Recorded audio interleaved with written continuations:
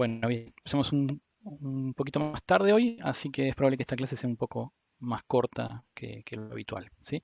Es la primera clase después del parcial y para los que estén viendo el video y no vieron lo anterior, estoy empezando en la hoja 4, pero eso es porque tengo 3 hojas arriba de garabatos que hice en las consultas, que después borraré cuando suba el PDF, pero si están viendo el video y arrancaron y ven que acá dice 4 hojas, no es que se perdieron desarrollos equivalentes a 3 hojas, eso es lo que estoy arrancando en la hoja 4, ¿sí?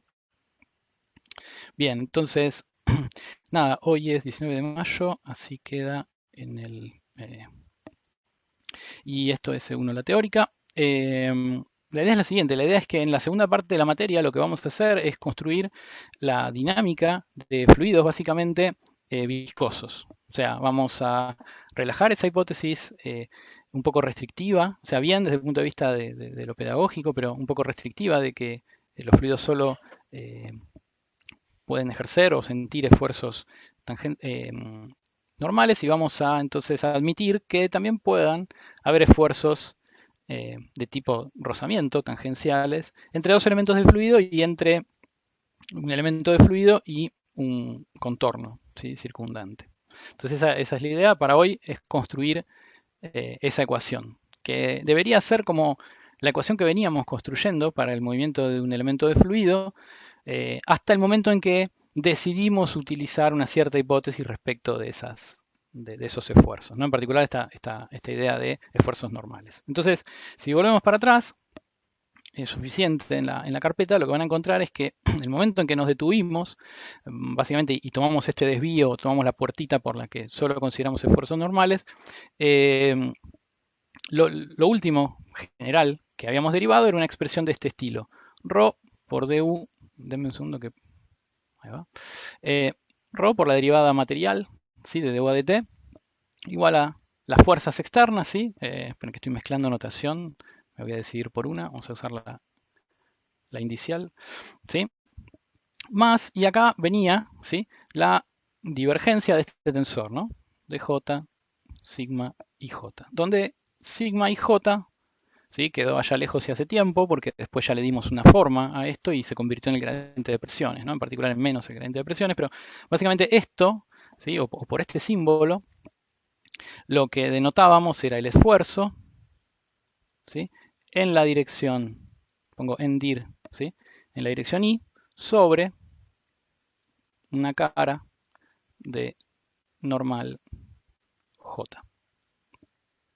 ¿Sí? Esto es solo para refrescar el último instante, digamos, en la derivación, antes de tomar el desvío hacia solo esfuerzos normales, ¿sí? Entonces, en el caso de flujos ideales, lo que por la expresión por la que nos habíamos decidido para el sigma y j era la expresión que ya todos conocen, menos la presión delta y j, y habíamos usado el principio de Pascal, ¿sí?, para esto, fenomenológico, digamos, ¿sí? Entonces, ahora la idea es abandonar estos flujos ideales, ¿sí?, y poder modelar flujos reales. Entonces, si quieren, hacemos un esquemita. En estos flujos, no quiero cambiar de color porque se lentifica, creo yo, y de cualquier manera creo que se ve. Solo teníamos esfuerzos de este estilo, normales a las caras. Nosotros queremos ahora ir por flujos reales, ¿sí? Reales, digo, por darle una denominación a aquello que consideramos contrario a ideal, ¿sí? Entonces, estos reales van a ser aquellos en los que existan esfuerzos. Denme un segundito. Tengo que borrar, ahí va. Bien, en los que existan esfuerzos, ahí va, tangenciales, dijimos, y ahí dice tangenciales, ¿sí? Entonces el esquema será que ahora, además de tener los esfuerzos normales, también habrá la posibilidad de ejercer, por ejemplo, un esfuerzo que sea paralelo a la cara, ¿sí?, o a una de las dos direcciones de la cara, ¿sí?, pero en cualquier caso tangencial al elemento, ¿sí? Entonces, como siempre, ¿no?, lo que uno se imagina, déjenme que ordeno mis ventanas porque si no, no veo el chat, ahí va. Lo que uno se imagina en estos casos es que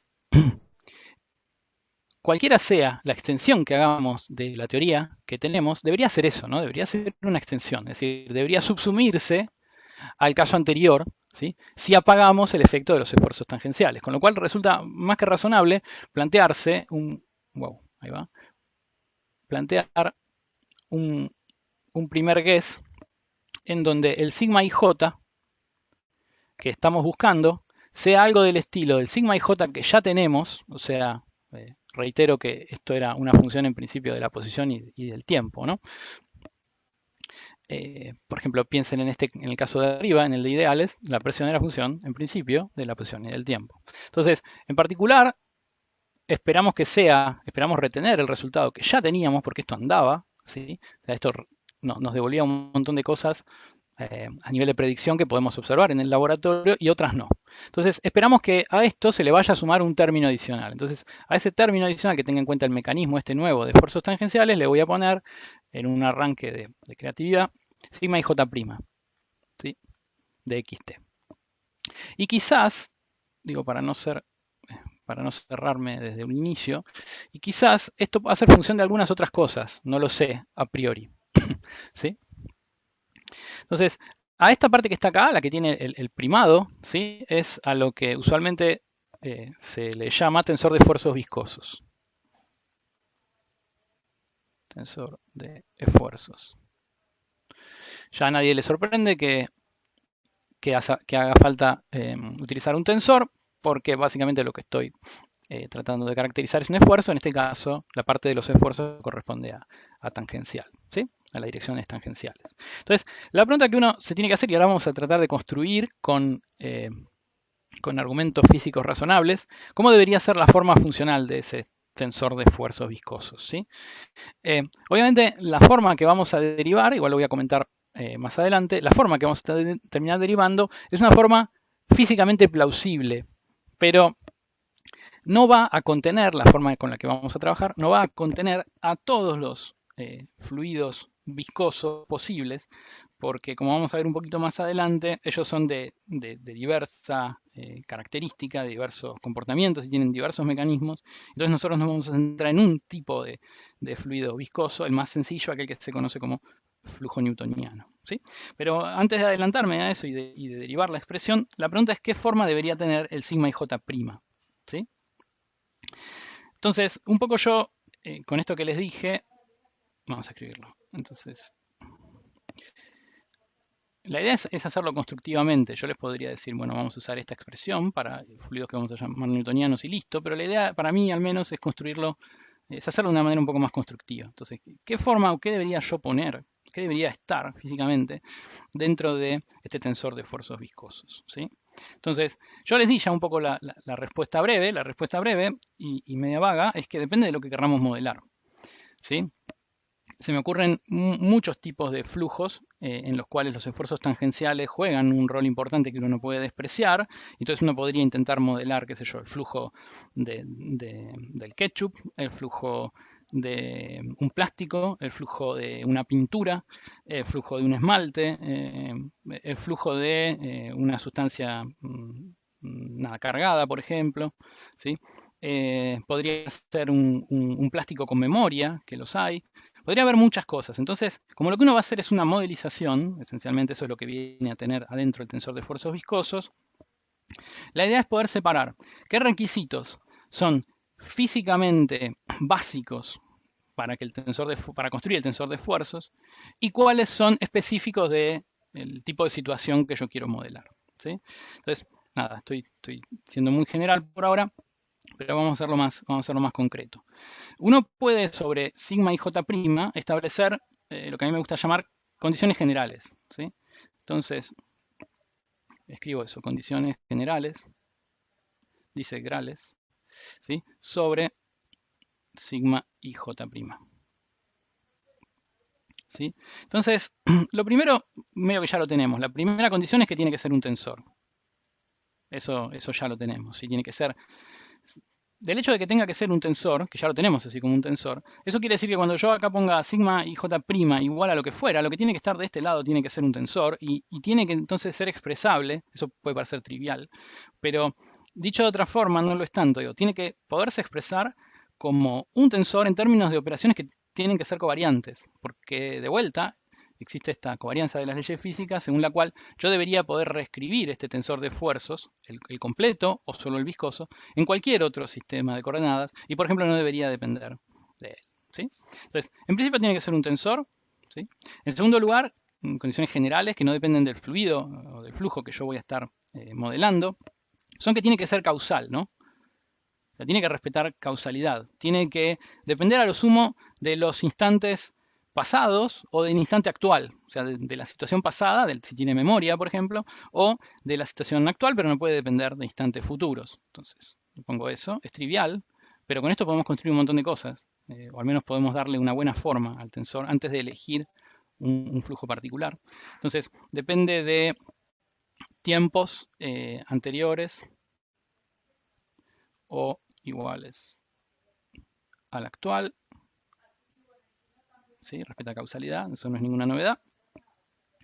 Tiene que ser, lo dije al pasar recién, pero tiene que ser un invariante ante cambio de sistema de referencia, ¿no?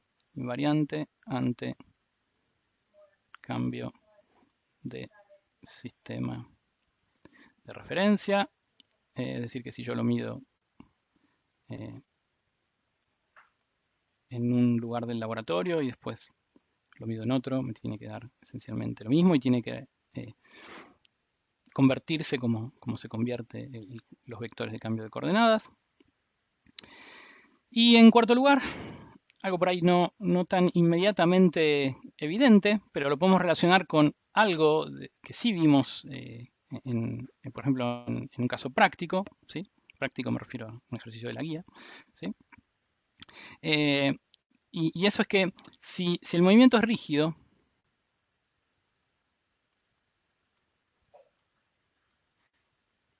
¿sí? Si el movimiento del fluido es rígido, solidario, ¿sí? Si se mueve como un todo esencialmente el fluido, entonces, ¿cómo tiene que ser sigma y j? O sea, puede haber, si el movimiento es como un rígido, si todos los elementos de fluido se mueven esencialmente iguales, ¿va a haber esfuerzos tangenciales? No va a haber esfuerzos tangenciales, porque estos esfuerzos tangenciales los estamos pensando como resultantes de una diferencia de velocidad entre dos elementos de fluido, ¿sí? Que son vecinos. Pero nosotros sabemos que cuando tenemos un movimiento rígido no tenemos estos esfuerzos tangenciales. Un ejemplo es, por ejemplo, es el estacionario del taquímetro hidrostático, que hoy también medio discutimos antes, pero sí. Pero en ese caso tenemos el transitorio inicial, que no lo hemos resuelto, y después tenemos el estacionario en donde ya todo el fluido se mueve con el recipiente que está girando, ¿sí? Y en ese caso no tenemos movimiento relativo y entonces no tenemos presencia de esfuerzos tangenciales, ¿sí? No podría haber. Entonces, en ese caso, si el fluido se mueve como un rígido, deberíamos tener que ese tensor debería valer 0, ¿sí? Movimiento rígido no debería haber esfuerzos tangenciales, ¿sí? Entonces, estas son las condiciones generales, a partir de las cuales uno va a poder empezar a derivar qué forma general debería tener este sigma y j', el tensor de esfuerzos viscosos.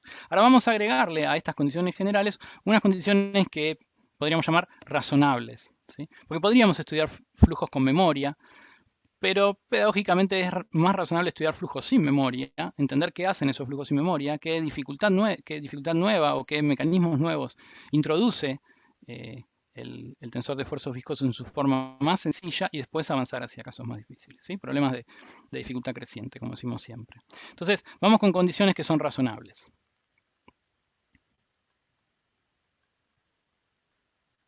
Pensando en que uno va a querer modelar cosas como los líquidos a los que está acostumbrado, ¿sí? El agua o gases tales como el aire, ese tipo de cosas que están implicados en un montón de situaciones de interés y arrancar por ellos. Entonces, lo primero que uno va a querer está muy bien la causalidad, pero vamos a ser un poco más restrictivos. Vamos a tratar de imponer, trabajar con un fluido que no tenga memoria. Entonces, más o menos eso, sin memoria.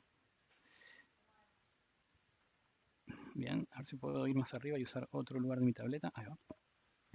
Bien, sin memoria. Entonces, sin memoria se traduce en definitiva en que sigma ij, primado, ¿no? El viscoso, va a tener que ser una función de a lo sumo el tiempo t.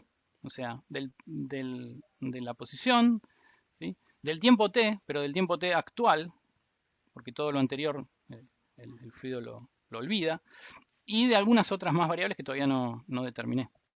¿sí? Entonces eso como primer punto de condiciones razonables.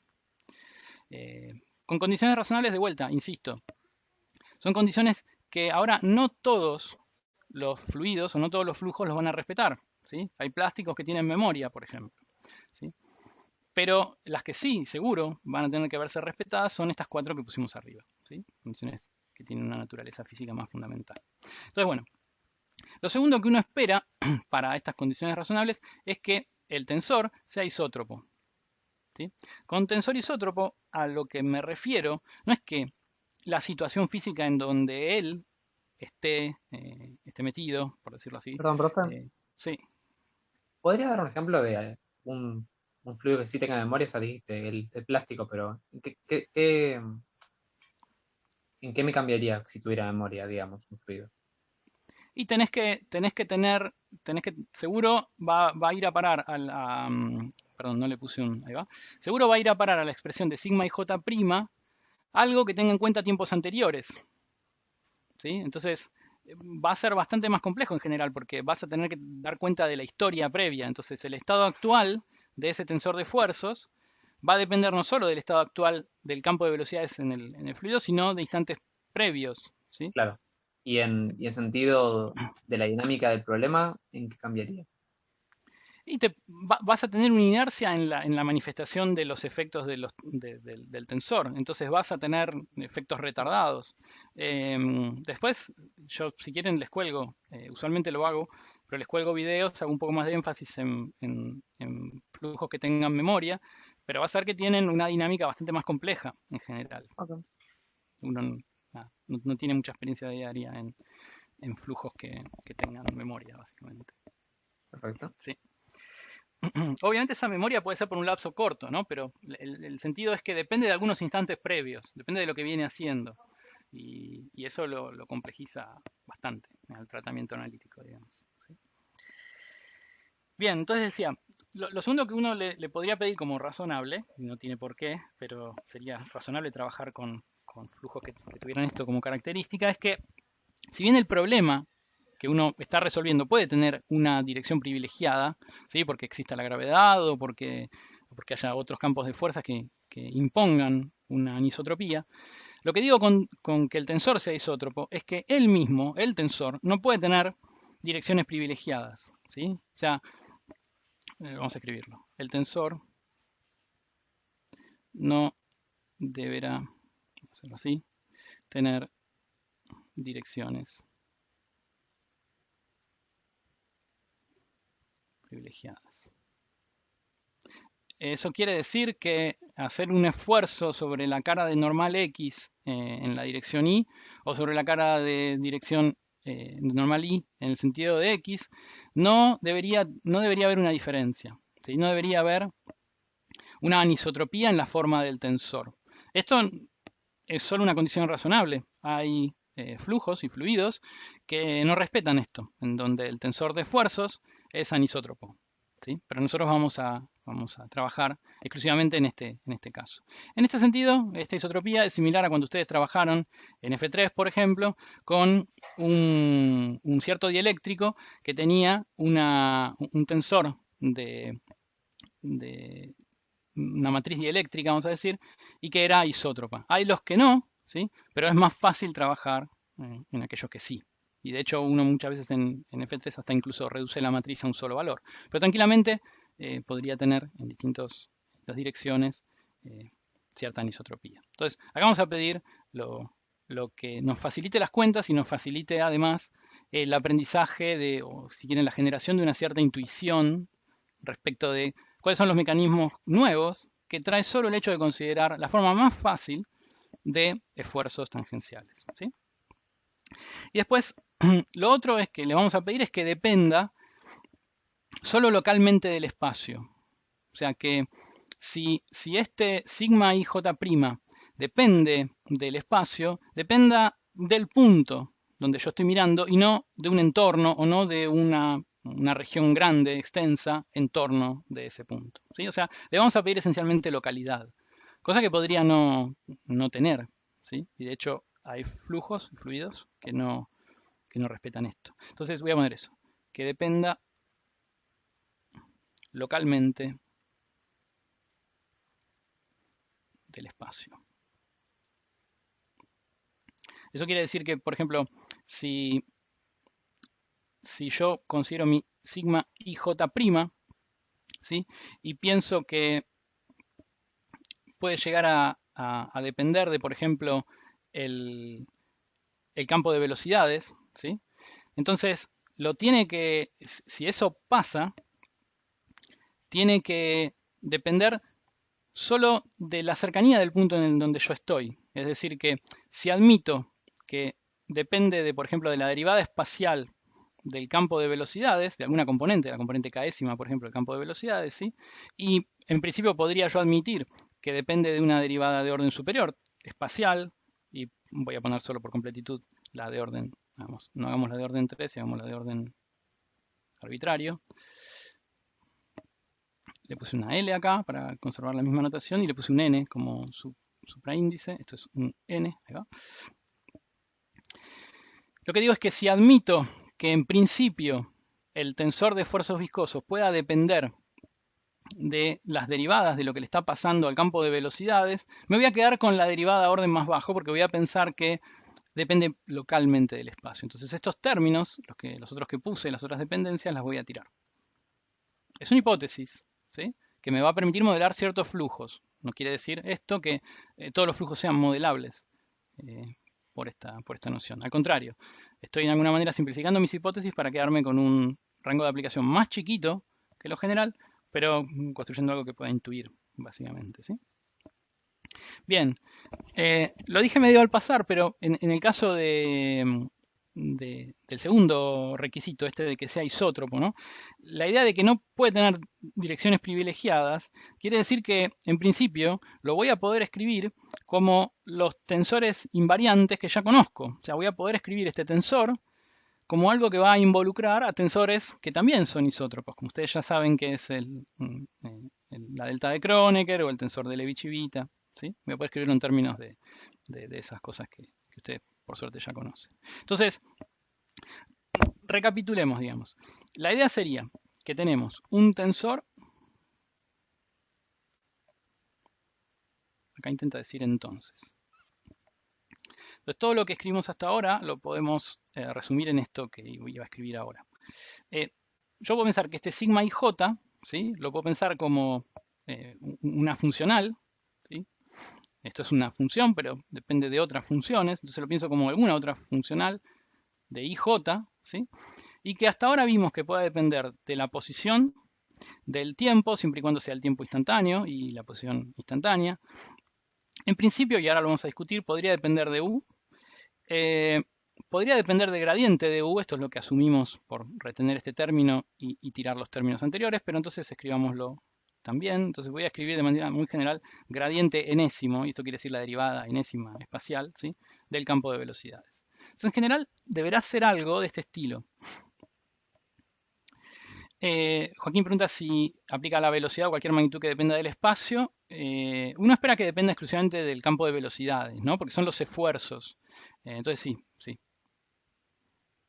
Que dependa exclusivamente de la velocidad. Porque imaginamos que depende a lo sumo de la velocidad, del campo de velocidades, ¿sí? Entonces decíamos, de acá hay cosas que podemos ya darnos cuenta de que dependencias no van a estar. Entonces, las que ya taché, estas que tienen que ver con derivada superior, que tienen que ver con la localidad, entonces vamos a poner acá localidad. Y después, fíjense, no podría depender del campo de velocidades, ¿no? Yo lo anoté para tacharlo y poder discutirlo, digamos. Fíjense que si dependiese del campo de velocidades, ¿sí? El tensor de esfuerzos viscosos, y yo me cambio de sistema de referencia, cambiaría el esfuerzo, y eso no puede pasar. ¿Sí se ve? Entonces, en principio, sobre el hecho de intentar cambiarme de sistema de referencia a otro que se mueve con una velocidad relativa, saber que eso no puede hacerme cambiar la expresión del tensor de esfuerzos viscosos es lo que espero. No espero que modifique un mecanismo físico que es básicamente los esfuerzos tangenciales. Este término no debería estar. Entonces puede depender, entonces vamos a poner acá que esto es por invariancia, si querés, si quieren, invariancia de sistema de referencia. Ahí está. ¿Sí? Este término no debería estar. Entonces, en principio, nos quedamos con una dependencia que estamos construyendo muy de a poco y muy paulatinamente de la posición local, del tiempo, ¿sí? Y a lo sumo del gradiente del campo de velocidades, ¿sí?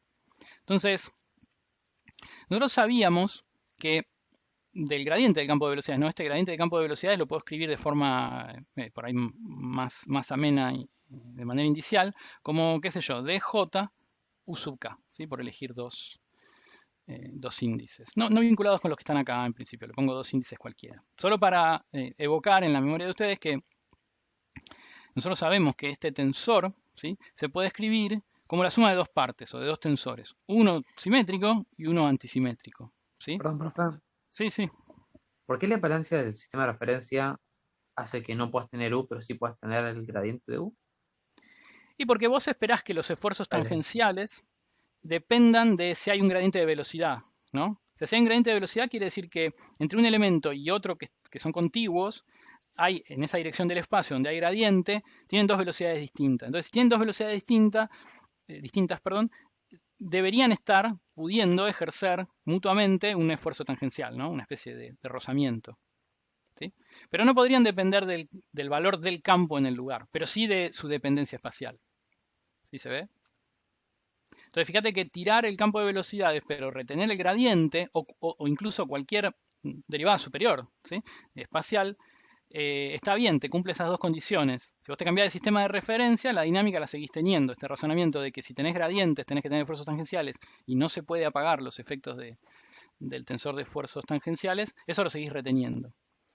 Y después, bueno, por una cuestión de comodidad, uno se concentra únicamente en mirar en términos locales. Entonces solo se queda con la derivada de orden 1. ¿Sí? No piensa en que en este punto en que estoy concentrándome en la dinámica, pueda haber efectos del campo de velocidades o gradiente del campo de velocidades a distancias finitas, digamos. ¿Sí? ¿Se ve? Ok. Bien. Entonces, decía, lo que podemos hacer es, ya que esto lo podíamos descomponer en una parte simétrica y en una parte antisimétrica, y del hecho que sabemos de antemano de que parte simétrica y parte antisimétrica funcionan distinto, o sea, responden distinto, tienen expresiones distintas frente a un movimiento rígido, y nosotros tenemos una condición que nos pareció plausible para qué es lo que le tendría que pasar al tensor de esfuerzos viscosos frente a un movimiento rígido, tiene que ser cero, dijimos, ¿sí? Podemos utilizar ese conocimiento para calcular, ¿sí? Y obtener un resultado vinculado con eso. O sea, hasta ahora lo único que sabemos es que se nos agrega a estas dos dependencias que por ahí esperábamos del espacio y del tiempo, se nos agrega esta dependencia con el gradiente de velocidad. La pregunta es, ¿depende tanto de la parte simétrica como de la parte antisimétrica del gradiente de velocidad o no? ¿Sí? ¿Y en qué forma depende? ¿Como esto al cuadrado, como el logaritmo, como el seno, como qué? ¿Sí? Entonces, vamos a tratar de construir eso. ¿Sí? Entonces hagamos eso. Repasemos cómo escribíamos este tensor gradiente de velocidad. Si recuerdan el tensor gradiente de velocidad dj u sub k se podía escribir como la parte simétrica, ¿sí? Jk, si elegí esos índices, más la parte antisimétrica jk. ¿Sí? Y esto era sencillo de escribir, era un medio de la suma más la resta, ¿no? Entonces esto era de las derivadas, ¿no? De j u sub k más, voy a tratar de hacerlo grande para, así queda claro, siendo que la tableta no ayuda, más un medio del otro término que es la resta, dj u sub k menos dk u sub j. Entonces tenemos un simétrico, un antisimétrico, ¿sí? Y lo que sabemos es que los dos se comportan distinto frente a movimientos rígidos. Entonces, al menos tenemos esa idea. Entonces, consideremos eso. Consideremos que tenemos un sistema desde donde estamos describiendo una situación física, el flujo, ¿sí? Y queremos ver cómo se va a transformar, ¿sí? La expresión cuando nos cambiamos a otro sistema de referencia, ¿sí? Entonces me voy a cambiar, este sistema de referencia lo voy a llamar X a secas y voy a tener otro sistema de referencia primado, voy a usar algún otro color, Entonces habrá otro sistema de referencia primado, también ortogonal, obviamente, ¿sí? Y este otro sistema de referencia primado lo voy a llamar X', así de manera genérica. Y la diferencia que va a haber entre ambos, ¿sí? Es que uno va a estar rotando respecto del otro, ¿sí? Entonces, no sé, voy a tener un omega de rotación en alguna dirección, no importa, vamos a ser general, ¿sí? Obviamente, lo que vamos a hacer ahora se puede todavía generalizar y pensar que además de tener una rotación, tenemos una traslación, ¿sí?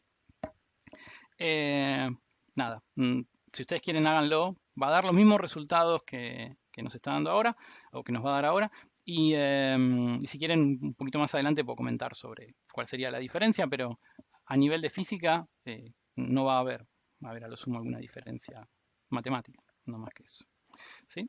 Entonces, decía, si, si a mí me interesa entre estos dos sistemas de referencia, ¿sí?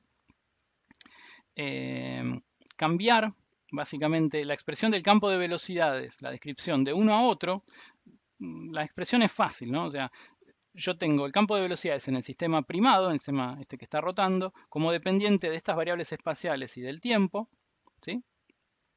Igual a este mismo campo de velocidades, el que ya tenía, pero le tengo que sumar el efecto de la rotación global que tiene el otro, y eso lo agrego como un omegón vector. Un omegón que incluso si uno quiere, ya que, ya que estamos, no va a cambiar en nada porque nuestras derivadas van a ser exclusivamente espaciales, pero hagámoslo. Un omegón que pueda depender del tiempo, ¿sí? Producto vectorial X', ¿sí? Entonces, lo que ahora uno se preguntaría es, ¿cuál es el efecto, ¿sí? De calcular el sigma IJ, perdón, el sigma JK, según venimos usando, y el AJK en el nuevo sistema, ¿sí? Entonces, calculemos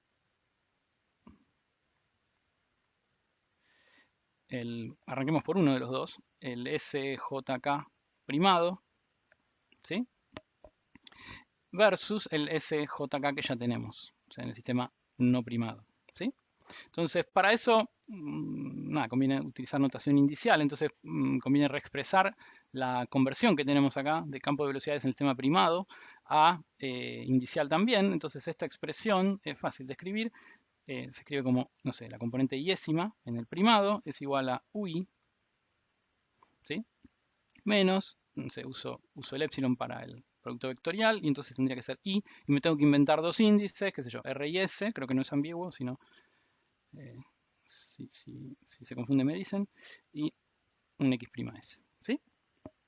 Entonces ahora lo que tendría que hacer es calcular cuánto vale el SJK, pero en el sistema primado. Entonces, como el SJK es un medio de estas cosas y no me interesa estar guardándomelo un medio, paso el 2 para el otro lado. Entonces, en vez de calcular el SJK', calculo el 2 veces S, ¿ok? ¿De dónde sale la última ecuación vectorial? ¿Esta de acá o esta de acá?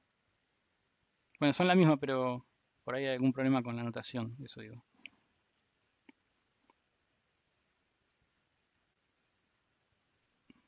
Sí, me refiero a la de U', Sí. la que está encima del texto. Es la conversión, ¿no? Si yo tengo el campo de velocidades en algún punto, pero entre los dos sistemas hay una rotación, entonces la forma en la que describo desde el sistema rotante el nuevo campo de velocidades, o cómo yo vería campo de velocidades del mismo fluido, pero de un sistema que está rotando, tiene que tener en cuenta la rotación que estoy yo teniendo. Entonces, eso corresponde a este término que está acá, con su signo y todo, ¿no? Es simplemente Claro. eso. Es simplemente eso. Tener en cuenta que yo lo estoy viendo en un sistema rotante, entonces veo un efecto agregado que proviene de esto. ¿Sí? Pero es solo en cómo describo el campo de velocidades. ¿Sí? Porque mi sistema está rotando. ¿Sí? El fluido no está rotando, ¿se entiende, no? Yo lo único que está pasando es que yo me estoy moviendo a un sistema que, por ejemplo, está rotando. ¿Sí? Sí, sí. Gracias. Entonces, no. Entonces digo, desde este S', ¿sí? ¿Qué estoy usando? JK, vamos a ver JK. Entonces, este S' le pongo un 2, como les dije, para no tener que escribir un medio. Entonces, esto sería exclusivamente el DJ U sub K primado, ¿no? Más DK U sub J primado, porque entre los dos lo único que tengo es la diferencia en los campos de velocidad primados. Y esto los puedo calcular fácil. Escribámoslo en función de que tengo la expresión para el primado en notación indicial. Entonces esto será dj u sub k primado menos el segundo término, no este de acá, el epsilon, y fíjense, ahora debería ser k, ¿sí? rs, omega s, omega r, perdón, ¿sí? Digo bien, por el dj de el x', ¿sí? Es una s y no una delta, más el otro término, ¿no? Este término de acá, el segundo sumando, que va a tener otra vez dos contribuciones. Entonces, déjenme que, ahí va. Entonces, acá vendría el dk u sub j, ¿sí? Y tendré, ¿qué más? Tendré el menos epsilon j rs omega r derivada, derivada acá de xs otra vez primado, ¿sí? Bien, entonces, y les puse las primas de puro gusto, porque ya no tiene las primas, escribí, estas sí, pero las 1. Escribí justamente la definición de estos términos, de los primados, en términos de los no primados, con la excepción de las posiciones estas de acá, ¿sí? Entonces, ¿qué me queda? Me queda ver cuánto vale este término y cuánto vale este término, ¿sí? ¿Alguien me sabe decir cuánto valdrían estos? Son dj de x' y dk de x'. ¿Sí? Son las derivadas espaciales de estas coordenadas.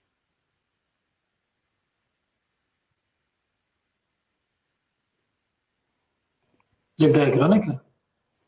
Claro, ahí Yamil lo decía en el chat y alguien más lo dijeron casi simultáneamente, así que queda desierto el premio, pero la idea es delta JS, ¿no? Es la delta de Kronecker de KS en este caso y de de JS en el primer caso y de KS en el segundo caso. ¿Sí? Entonces, si tenemos eso en cuenta, eso nos va a cambiar, fíjense, acá es un S, ahí va, ¿sí? Entonces eso nos va a cambiar las expresiones que tenemos acá. Entonces, trabajemos con esas expresiones, fíjense, ¿qué nos va a quedar? Me va a quedar el dj u sub k, ¿sí? Más el dk u sub j, los agrupé, porque la idea es compararlo con el S no primado, ¿sí? Y me quedo por otro lado el resto, ¿no? Entonces me quedo con el primer término menos epsilon k rs de omega r, ¿sí? Omegón, menos el epsilon jrk de omega r, ¿sí? Y fíjense que queda esto que está acá. Teniendo en cuenta todo, ¿no? Desde el menos. Menos esto otro. Queda 0. Esto da 0. ¿Por qué da 0? ¿Son cada uno de ellos 0? No. Es que uno es el inverso aditivo del otro, con lo cual todo esto de acá me quedó, fíjense, 2 veces SJK. ¿Sí? O sea que yo tengo el tensor gradiente del campo de velocidades y yo sé que si lo transformo, perdón, si lo describo desde un sistema al cual media una transformación de tipo así de rotación arbitraria en principio y de velocidad que puede depender del tiempo, como ustedes vieron, la parte simétrica transforma igual, ¿sí? La parte simétrica del tensor transforma igual. Ahora, sabiendo que la parte antisimétrica del tensor tiene justamente este cambio de signo, me voy a ir un poquito para arriba para hacerlo evidente, tiene este cambio de signo acá. ¿Ustedes qué esperan para, si rehacemos este cálculo, ¿sí? Con la parte antisimétrica del tensor? ¿Nos va a volver a quedar la parte antisimétrica en el primado igual a la parte antisimétrica del no primado? Alguien dice, yo diría que no. Claro, porque esencialmente lo que va a pasar es que si bien los dos primeros términos que están acá van a quedar este, va a quedar menos este otro y va a ser parte del antisimétrico, nos va a quedar 2 veces este término, porque uno de estos va a estar cambiado de signo. ¿Sí? Entonces, lo que de acá sacamos en conclusión, ¿sí? Rápida, sin hacer muchísimas cuentas, es que, vamos a escribirlo, es Una que pregunta. nosotros tenemos, sí, ¿El primer epsilon no debería ser KRJ? KRJ. Sí, Pablo, ahí en sí, es el un, penúltimo es, renglón. es mala mía, sí, RJ. Mala mía al tipear. Sí, sí. Sí, totalmente. Creo que ellos dos que contestaron que se hacía 0 estaban como asumiendo eso, ¿no? Porque si no acá no hay un S y hubiera quedado eso libre, digamos. Sí, sí, totalmente. Pero gracias por señalarlo, para así queda bien en el PDF. Denme un segundo, se fue, como hace habitualmente.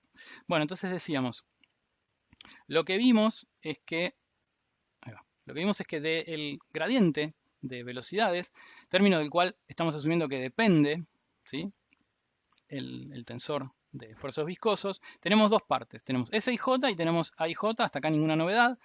Lo que ahora vimos es que ante un movimiento rígido, ¿sí? Como es esta rotación pura que nosotros estamos tomando, ¿no? Es fácil ver que si además hay una traslación, la traslación no va a cambiar nada, vamos a tener otra vez el mismo resultado, ¿sí? Ante un movimiento rígido, lo que tengo es que en el nuevo sistema desde el cual yo lo describo, el primado es igual al original. Sin embargo, ante un movimiento rígido, ¿sí? de la parte antisimétrica, lo que tengo es que el A, creo que bueno, estoy usando IJ o JK, no es igual al A y J. Hay un cambio acá, ¿sí? Es decir que, porque esencialmente esto que aparece acá, este término nos va a quedar no nulo en una rotación rígida para la parte antisimétrica del tensor. Entonces, eso quiere decir algo muy, digamos, contundente físicamente, que es que si el tensor de esfuerzos viscosos, ¿sí? Estamos esperando que sea independiente en este sentido en particular nulo en la rotación rígida, ¿sí? No puede depender de la parte antisimétrica del gradiente de velocidades y a lo sumo puede depender de la parte simétrica del gradiente de velocidades, ¿sí? O sea, de este sigma y prima j no puede depender, porque si depende de él nos va a dar algo que no puede depender, escribo mal, ahí va, depender del A y J, o sea, de la parte antisimétrica, a lo sumo, ¿sí? Porque nos lleva a algo no físico, ¿sí? A lo sumo depende de la parte simétrica, sigma S y J, ¿sí? ¿Se ve? O sea, a través de esta idea de que ante una rotación rígida, una parte del tensor transforma bien y otra parte no transforma de acuerdo a la física, lo que vemos es que no sería físicamente razonable, ¿sí? Que si bien el tensor de esfuerzos viscosos dependa del gradiente de velocidades, no dependa, ¿sí? de su parte antisimétrica. Entonces, en rigor de verdad, si estamos pensando que dependa de cómo el campo de velocidades varía con el espacio, no puede depender de la parte antisimétrica, de esa variación. Eso quiere decir, en definitiva, que uno va a poder siempre escribir, entonces podemos escribir que en lugar del gradiente, podemos escribir en lugar del gradiente del campo de velocidades directamente la parte simétrica de ese tensor. Entonces uno podría hacer lo siguiente, uno podría decirse, bueno, yo me escribo el sigma IJ', ¿sí? El tensor de esfuerzos viscosos, como una parte que va a tener que tener el D I U sub J más el DJ U sub I, ¿sí? Porque esta es la parte simétrica, pero en principio no sé cómo, ¿sí? O sea, esto podría ser una función de esto de acá, ¿sí? Y obviamente necesariamente dentro de los simétricos están los diagonales, entonces los puedo separar, puedo agregarle acá el DL U sub L y ponerlos aparte. Estoy escribiendo un modelo, ¿sí? Mientras que el modelo sea físicamente razonable, no tengo otra restricción, ¿sí? Entonces, seguro va a depender de una función de esto, todavía no les puse los prefactores o las funciones delante, ¿sí? Esto va a tener que, como estos son los diagonales, va a tener que estar multiplicado por el IJ, ¿sí? Más, no sé, yo le puedo poner, como esto puede depender de una función general de esto y de esto, ¿sí? ¿Se ve? Lo que yo podría pensar es, esa función la voy a representar como una serie de potencias, ¿sí? De sendos coeficientes. Y esto puede estar a la potencia que sea. De hecho, va a haber un término de este estilo a la potencia 1, otro a la potencia 2, otro a la potencia 3, otro a la potencia n, ¿sí? Y lo mismo con estos, ¿sí? Ahora, eso es bien general. Lo que uno podría arrancar haciendo es considerar exclusivamente la dependencia a la primer potencia, ¿sí? O sea, una dependencia lineal, ¿sí? Con el gradiente, o si quieren la parte simétrica del gradiente del campo de velocidades. Es una elección, ¿sí? No es más que eso. Yo podría dibujar acá una sumatoria, poner sendas amplitudes acá, poner exponentes y decir, esta es la forma más general. Sí, esa es la forma más general, pero es poco práctica, ¿sí?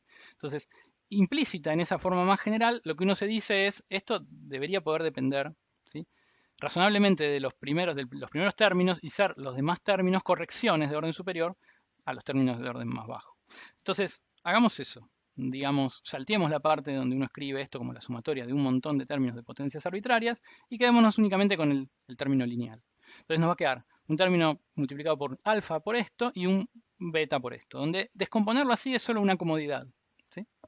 Y obviamente van a quedar más cosas, son las cosas que estoy tirando, términos de orden superior, ¿sí? Si quieren, ahora que sabemos que acá debería ir la parte simétrica, términos de orden superior de S y J. Por ejemplo, acá está S y J a la primer potencia, términos de orden 2 y superiores, ¿sí? Siempre el simétrico, ¿no? Por lo que acabamos de ver. Entonces, nosotros nos vamos a quedar exclusivamente con estos dos parámetros, y de hecho ahora vamos a seguir trabajando un poquito, pero vamos a quedar con solo estos dos parámetros para la dependencia. ¿Sí? Una pregunta. ¿Sí? No termino de entender por qué separamos la parte diagonal de la simétrica. No es la parte diagonal. Ah, vos decís acá, en el beta este de acá. Claro, el que tiene beta, sí. Por comodidad, por comodidad. Podríamos no. No Ok. cambia nada. No cambia absolutamente nada. Va a ser un poco más rico el análisis que vamos a hacer más adelante, pero nada más que eso. Digamos. Este término va a estar digamos, en todo su esplendor, con lo cual va a tener también los diagonales, ¿sí? Acá solo lo estamos separando. Para, desde lo conceptual, digamos, poder analizar los efectos de unos y de otros por separado. Solo eso, ¿sí? Pero entonces, básicamente tenemos esto y lo que vamos a hacer, a partir de ahora vamos a hacer tirar estos términos. Esto obviamente es una aproximación que funciona sorprendentemente bien, ¿sí? Y la idea es que si a nosotros nos preguntan estos términos, tanto el alfa como el beta, uno los puede sacar esencialmente de dos lugares. O los puede ir a medir en el laboratorio, medir los esfuerzos, ¿sí? Y medir el campo de velocidades, entonces relacionarlos a través de eso, de resultados de ambos lados. O bien los puede sacar de una teoría más detallada que esta teoría que tenemos. Recuerden que la teoría que tenemos de fluidos es una teoría de campo medio, ¿sí? Entonces, una teoría más detallada, como por ejemplo podría ser la teoría cinética, ¿sí? Que vieron, van a ver en Teórica 3, ¿sí? Puede darnos una forma, bajo ciertas hipótesis, ¿no? Puede darnos una forma razonable para cómo es la dependencia o cómo es la forma explícita de estos coeficientes, ¿sí? Pero en principio es algo que uno puede determinar de manera externa, yendo a medir al laboratorio, por ejemplo, ¿sí? Entonces, cada vez que uno tira, ¿sí? Términos de orden superior en la parte simétrica del tensor de esfuerzos, perdón, del tensor de gradiente de velocidad y se queda con esta forma del tensor de esfuerzos, se dice que uno está trabajando con flujos o fluidos newtonianos. Entonces, este modelo que está acá es para flujos, en el sentido que ya tantas veces discutimos, newtonianos.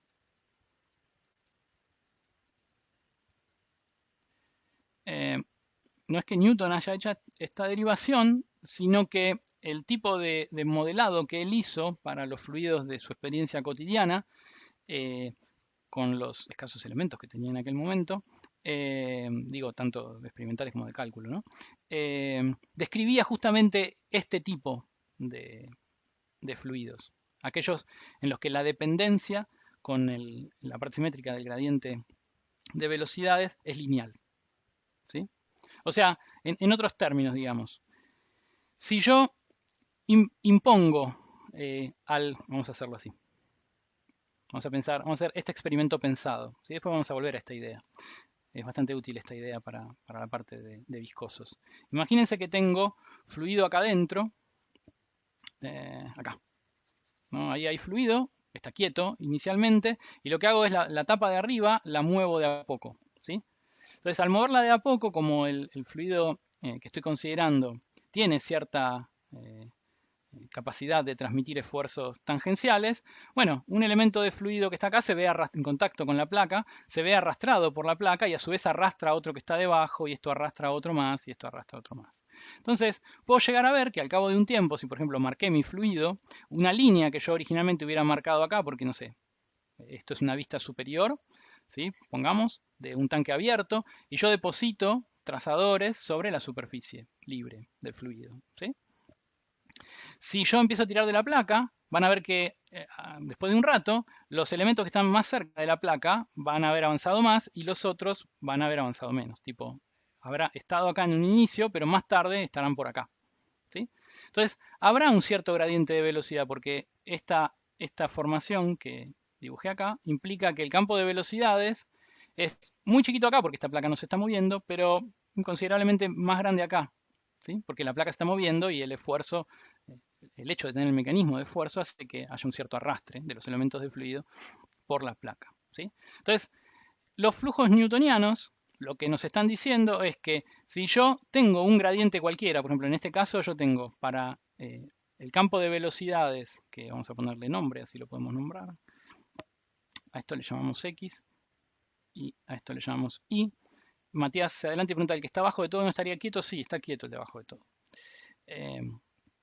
Entonces, quería escribir la expresión para el campo de velocidades. Entonces, fíjense, este campo de velocidades es un campo de velocidades que está todo en X, solo tiene componente en X, pero depende de la coordenada Y, ¿sí? Entonces, esto tiene una componente de gradiente, ¿sí? de su campo de velocidades, obviamente. Lo que nos dice, o lo que nos da como respuesta a trabajar dentro del marco de flujos newtonianos, es que la respuesta que yo veo por los esfuerzos tangenciales es linealmente dependiente de cuánto es el gradiente, ¿sí? Si yo duplico este gradiente, ¿sí? Entonces se va a duplicar el esfuerzo. Eso es un flujo newtoniano. Hay una relación... Pregunta. Sí. Estos esfuerzos que vemos, ¿son totales de todo el fluido o son sobre cada elemento del fluido? No entendí. O sea, el tensor este de esfuerzos, que me Sí. parece que no lo entendí bien yo.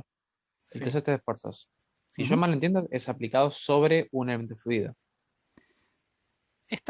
Fíjate que está en pie de igualdad, digo, para relacionarlo con algo que ya conoces. Está en pie de igualdad con el tensor que ya conocías, ¿no? Porque fíjate que lo habíamos pensado como esto, más esta cosa, ¿no? Esta cosa nueva que le vamos a agregar. Pero fíjate que la pregunta que vos haces también se puede, quizás, y te ayude a responderla, se puede rehacer, digamos, sobre esta parte, ¿no? Entonces, depende del espacio y del tiempo, lo que vimos, ¿no? Y del gradiente de velocidades. ¿Sí? No sé si venía por ahí la pregunta, pero digo, fíjate, es una pregunta que es también posible hacérsela Sí, es verdad, a es la verdad. forma. ¿Sí? Pero igual no sé la respuesta, a pesar de que Pero sí es verdad. entonces, tenés razón. ¿cuál era entonces, cuál era la pregunta? Porque no entendí la O sea, pregunta. si este tensor, o en Sí, general los tensores de esfuerzos, sí. se aplican. O sea, nosotros los interpretamos como algo global. Como la presión es algo global, la viscosidad es algo global, Eso del es lo que no fluido en entiendo. general. ¿En qué sentido? Cuando decís global, Y que no es sobre.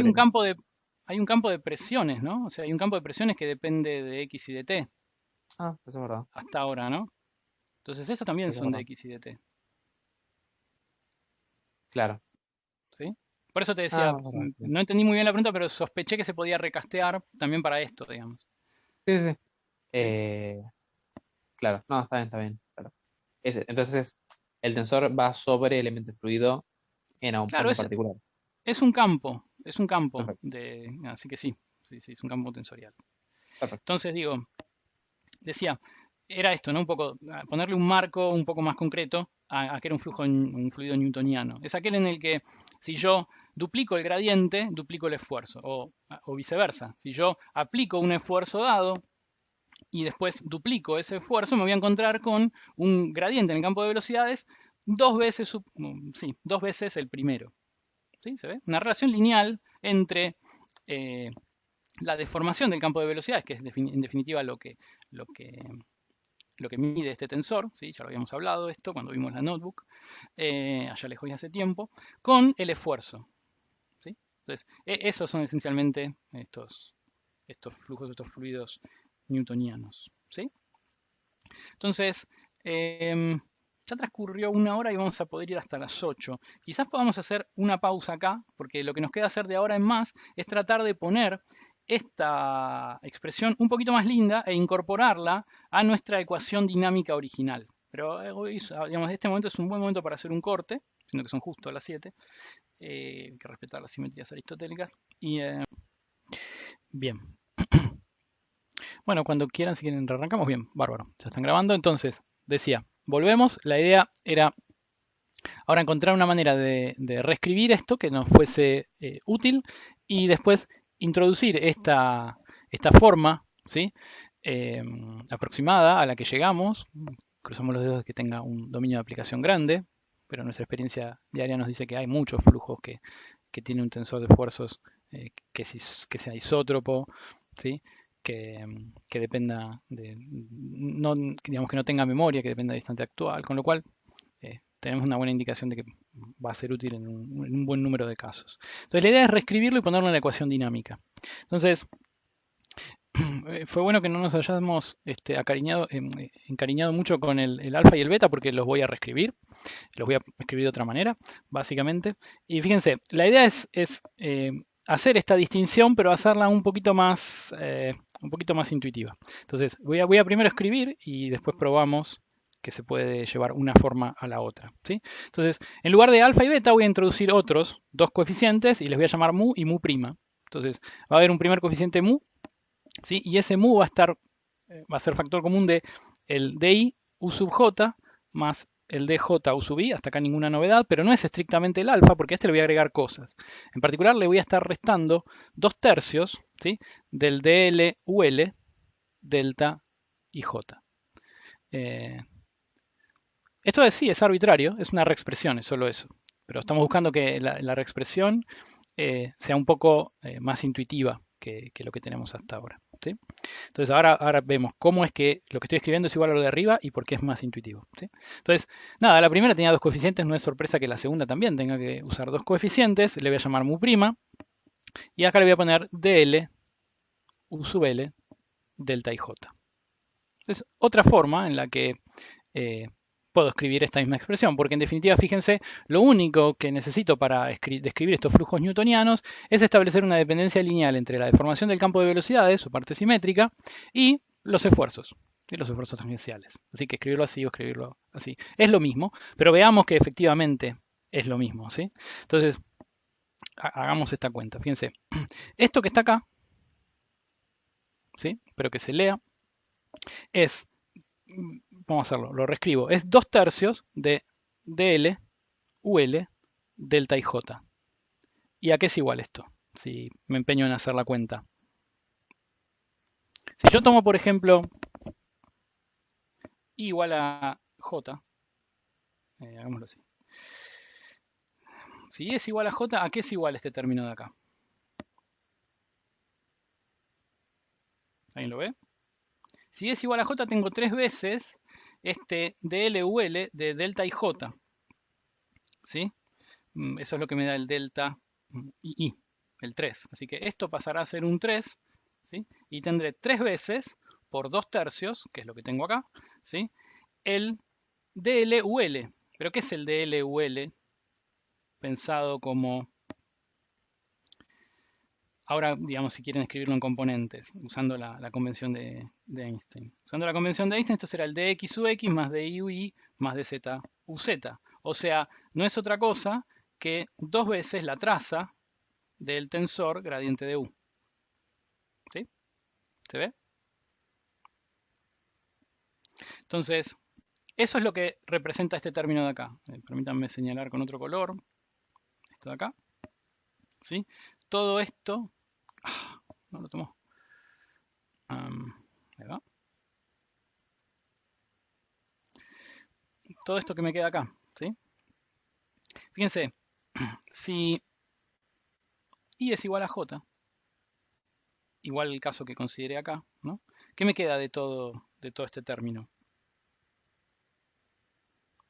O si quieren, hagamos de solo este. Permítanme que reescriba de solo este. Y el otro lo tengo que marcar con azul. De mientras, tiene tiempo para ir pensándolo. ¿Qué me queda de este término que está acá? Si I es igual a J. Me queda DI U sub I más DI U sub I. Perdón, U sub I. ¿Sí? ¿Se ve? O sea, acá queda otra vez 2 veces la traza de gradiente de U. ¿Se ve? Si I es igual a J. Entonces, si I es igual a J, vuelvo a tener, o tengo exclusivamente este término de acá, y si no, tengo los términos exclusivamente vinculados con la traza de este lado. Entonces, son dos formas equivalentes. La única ventaja es a la hora de escribir la ecuación dinámica, y eso lo vamos a ver ahora. Pero entonces, nada, espero que haya más o menos quedado claro, pero si no me pregunta, hay que admitir a Matías, ahí va. ¿Por qué escribimos uno de una forma u otra? En cualquier caso, la idea es primero ver qué son estos coeficientes, ¿sí?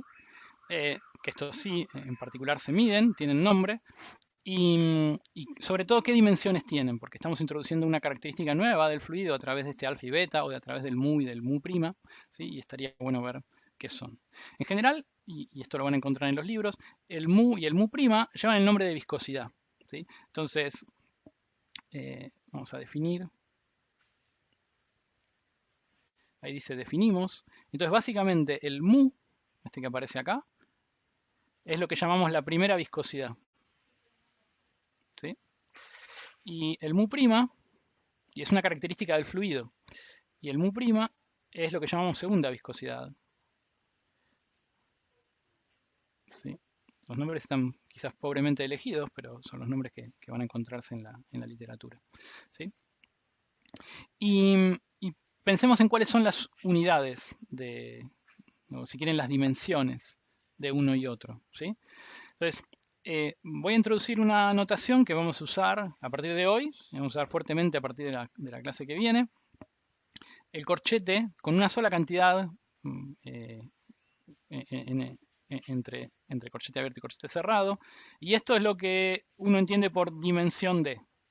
Entonces, en este caso, estoy diciendo que lo que sea que voy a igualar esto, tiene las dimensiones de este mu. Entonces, dimensión de mu, en este caso, ¿sí? Eso es lo que implica esta notación. Y eso quiere decir lo siguiente. Ustedes conocen unidades, ¿sí? de sistemas de métrica. Entonces, por ejemplo, en el sistema internacional, las longitudes uno las mide con metros, ¿sí? Y en el sistema sexagesimal las mide con centímetros. CGS las mide con centímetros. Ahora, esas son las unidades. Las dimensiones refieren a qué tipo de magnitud uno tiene.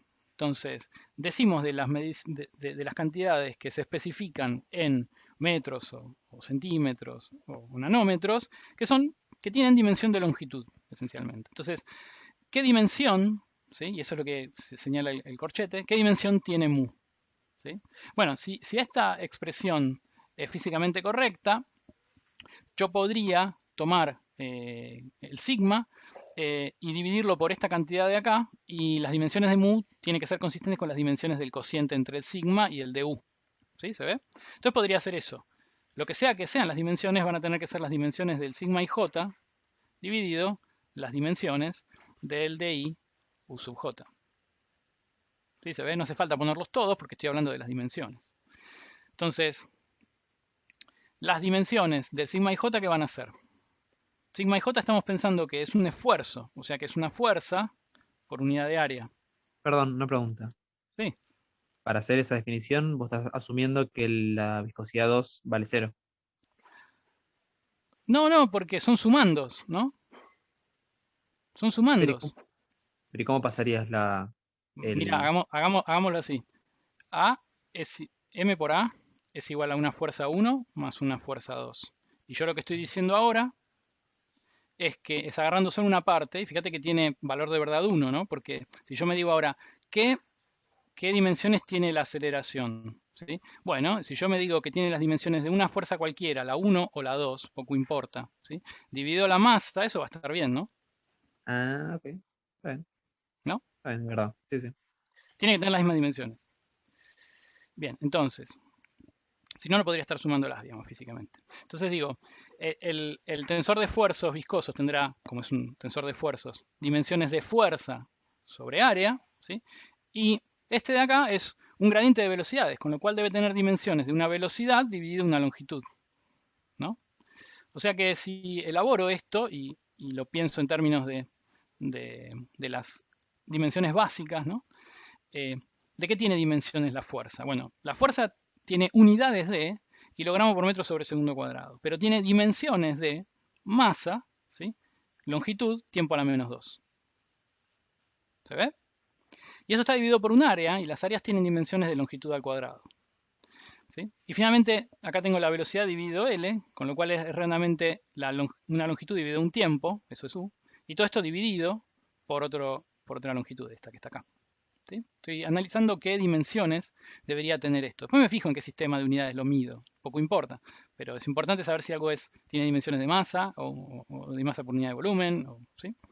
Entonces, fíjense, lo que nos va a quedar es masa, ¿sí? Tengo un t a la menos 2, tengo un t acá en el denominador, me queda un t a la menos 1 en el numerador, y finalmente tengo un L cuadrado acá, pero tengo un L y un L acá, con lo cual esto va a quedar un L. O sea que las dimensiones de esta viscosidad, de esta primera viscosidad, van a ser masa, tiempo a la menos 1, longitud a la menos 1. Usualmente uno elige no usar una expresión de las dimensiones en términos de cocientes y las pone todos a una potencia negativa. Son más fáciles de leer. Pero bueno, es una convención, si se quiere. ¿Sí?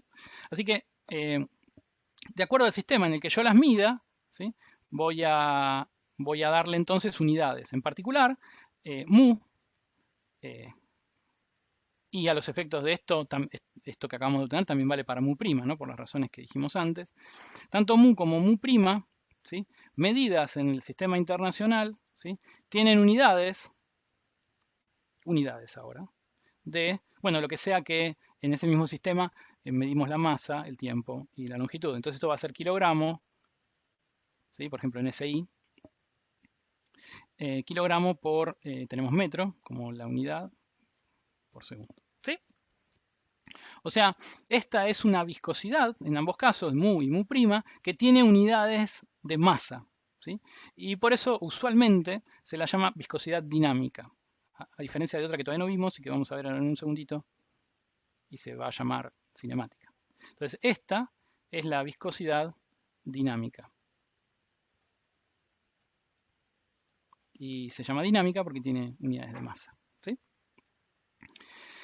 Bien, ya estamos. Lo que nos queda ahora es tratar de incorporar esta definición de nuestro tensor de esfuerzos, ¿sí? Así para estos fluidos muy básicos, si ustedes quieren, en la ecuación dinámica para el campo de velocidades. ¿Sí? La primera que escribimos hoy cuando arrancamos.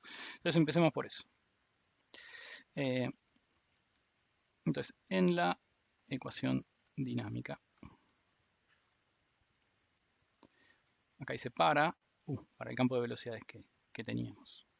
¿Sí? Entonces nosotros ya partíamos de una ecuación dinámica. Nuestra ecuación dinámica tenía ρ por la derivada material. Entonces permítanme escribir la derivada material como una derivada parcial temporal y la parte convectiva.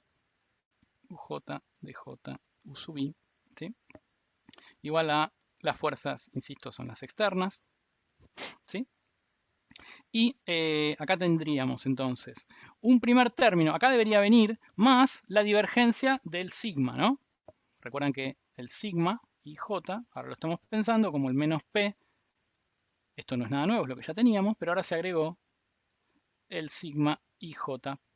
¿Sí? Entonces, no hay ninguna novedad, es una cuenta que no hay que rehacer. De la divergencia de este tensor va a surgir, de su sumando, la parte que ya teníamos, va a resurgir el resultado que ya teníamos, que era esencialmente que de acá obteníamos el gradiente de presiones. Entonces, de I, de P. ¿Sí? Fíjense que la densidad todavía está del otro lado, por eso no aparece acá. Y entonces, el término que se agrega es la divergencia de este tensor de acá. Entonces, el dj de sigma ij primado. ¿Sí se ve? Y nada, hay que remangarse y hacer esta cuenta. Entonces hagámosla de a poquito. ¿Qué vamos a tener? Voy a tener la componente yésima de las fuerzas externas menos el gradiente de presión. Toda esta parte es la que ya conozco, pero ahora viene lo nuevo. Tengo que agregar esa divergencia. Entonces, la divergencia es esencialmente este operador de derivada espacial y va a ser claramente transparente a estos factores que son la viscosidad, la primera viscosidad y la segunda viscosidad, ¿sí? Todo eso para decir que eso va a salir afuera de la derivada que voy a considerar, y así que lo voy a sacar como factor común. Entonces voy a poner mu, factor común, la primera viscosidad, factor común de, y ahora la divergencia del primer término que tenía ahí. Así que, a ver si me queda en pantalla para que lo pueda copiar. Ah, quedó muy atrás. Bueno, ustedes lo van a poder copiar o mirar de su cuaderno la expresión, pero básicamente voy a poner la expresi'para el sigma y j' que tenemos en términos del mu, ¿sí? Y del mu'. Entonces, esto será la derivada j, que es la que proviene de acá, de la divergencia, de la ecuación dinámica, ¿sí? Por, acá vendría la derivada i u sub j, ¿sí? Más dj por el otro término de esta parte simétrica, entonces era el dj u sub i, ¿sí? Menos el 2/3 que había incorporado, dj u sub l, perdón, dj dl, porque esto tenía un dl en la parte de la traza, ¿sí? dl u sub l de delta ij. Entonces acá ya incorporé la divergencia de todo el primer término que incorporaba al mu, ahora me falta la segunda viscosidad. Entonces a esto le sumo, voy a tratar de hacerlo separado para poder analizar cada término. Le sumo entonces mu', factor común, y acá tengo que otra vez ingresar con la derivada j a cada uno de los términos que tengo. Entonces tengo, esto por suerte es 1, los términos, ¿no? La cantidad de términos. Entonces tengo dl de u sub l, perdón, dj, está bien, dl u sub l, digo bien, de delta ij. Eso es todo. Eso es lo que tendría que calcular o que tratar de entrever qué expresión tienen. Perdón, estoy corrigiendo esto para que no quede sucio. Ahí va. Bien, ¿sí? Hasta acá estamos todos, ¿no? Díganme si no. Pero la idea es que tratemos de interpretar qué forma, si hubiera que escribirlo en vectorial, tendrían estos términos, ¿sí? Así que vamos a arrancar, por ejemplo. Este término de acá, ¿qué forma vectorial adoptaría? O sea, ahora está escrito en indicial. ¿Cómo sería su forma vectorial?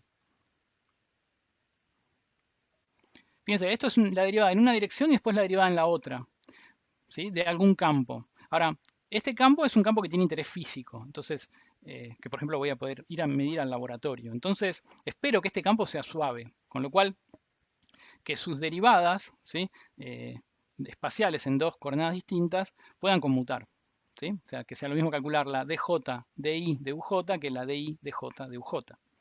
Pero la di dj de uj, a ver si coinciden conmigo, es el gradiente de la divergencia. ¿Se ve? Sí. Bien. El segundo es relativamente más fácil porque no hay que pensar en reordenar los operadores. Esto es la dj de u sub i. O sea, esto es el laplaciano del campo vectorial, ¿no? Dos veces la derivada espacial en la misma dirección. ¿Sí? Y la convención de Einstein me asegura de que tengo que sumar eso sobre todas las direcciones. ¿Sí? Y después me queda este término que me aparece acá. Olvidemos por un segundo el 2/3, ¿sí? Y pensemos qué nos quedaría. Fíjense, este término todo, ¿no? Desde el dj hasta el delta ij, ¿sí? Este término va a aportar, va a ser no nulo, únicamente si i es igual a j. En cualquier otro caso, esto va a ser nulo, ¿sí? Entonces, si i es igual a j, ¿cuánto vale? Entonces, fíjense, si i es igual a j, eso corresponde a olvidarnos de que está el tensor, pero cambiar este dj por un di, ¿sí? Entonces, esto será di dl ul, ¿sí? ¿Y esto qué es otra vez? Esto es otra vez el gradiente de la divergencia. ¿Sí se ve? ¿Todos lo ven? Sí. Obviamente, únicamente en el caso en que i sea igual a j, ¿sí? Pero por otro lado es el único caso en el que este término aporta con algo, con lo cual, ¿sí? Y finalmente nos queda el último término, que acá ya estamos bastante caminados. Tiene, fíjense, la misma pinta que este de acá. Así que ya lo calculamos en rigor de verdad y es otra vez el gradiente de la divergencia de u, ¿sí? Es exactamente el mismo que acabamos de calcular. Así que podemos ahora reescribir nuestra ecuación en forma vectorial. Nos quedó con varios términos, pero todos, digamos, fácilmente intuibles qué física van a dar, digamos. Entonces esto va a ser ρ por du a dt, estoy escribiendo ahora con vectores, más u escalar el gradiente, todo aplicado a u, quizás corchetes, ahí está. Y esto sería igual a, no, así, en otro lugar de mí, ahí va. Esto será igual a, me va a quedar, a ver si puedo lograr que se vea todo, ahí está. Entonces, me va a quedar, si me guío, la fuerza externa, ¿sí? Ahora vectorial, menos el gradiente de presiones, ¿sí? Más, y ahora fíjense, va a quedar un término con mu que va a tener al laplaciano de u, ¿sí? Y después va a quedar un término con mu prima, ¿sí? Fíjense, hay un término con mu prima, este de acá, por ejemplo, ¿sí? Que va a estar por el gradiente de la divergencia, y también va a haber con gradiente de la divergencia este término de acá y este término de acá. O sea, todos ellos van a tener gradiente de la divergencia, ¿sí? ¿Se ve? Y en particular, como ya dijimos, este término va a aportar con 2/3 del gradiente de la divergencia restado. ¿Sí se ve? Este término aporta con un gradiente de la divergencia multiplicado por mu. Así que lo que puedo hacer es ahorrarme las cosas y sacar factor común. El primer término, entonces, la resultante de este y de este va a aportar con mu sobre 3, solo 1/3, ¿sí? De el gradiente de la divergencia. Y el mu prima va a estar multiplicado a una vez el gradiente de la divergencia. Entonces acá irá mu y mu sobre 3 y mu prima acá. Y entonces tendré el gradiente de la divergencia de u. ¿Sí?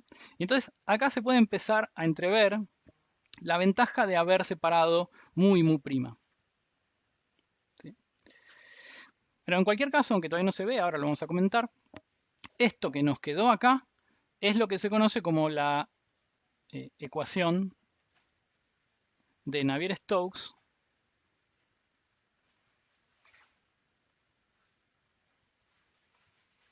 Sí, espero que los apellidos estén bien escritos. O sea, están bien escritos, pero espero que sean claros para hacerles honor, digamos.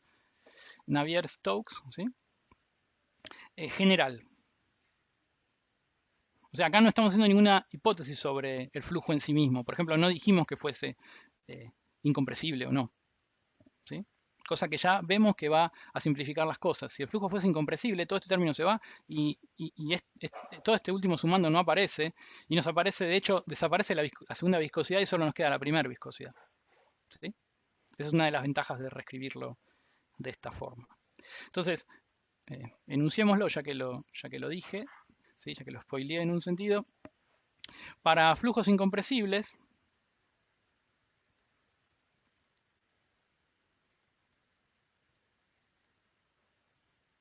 ¿sí? Para flujos incompresibles, donde entonces, por definición, la divergencia de U vale 0 y la densidad de los elementos del fluido no cambia.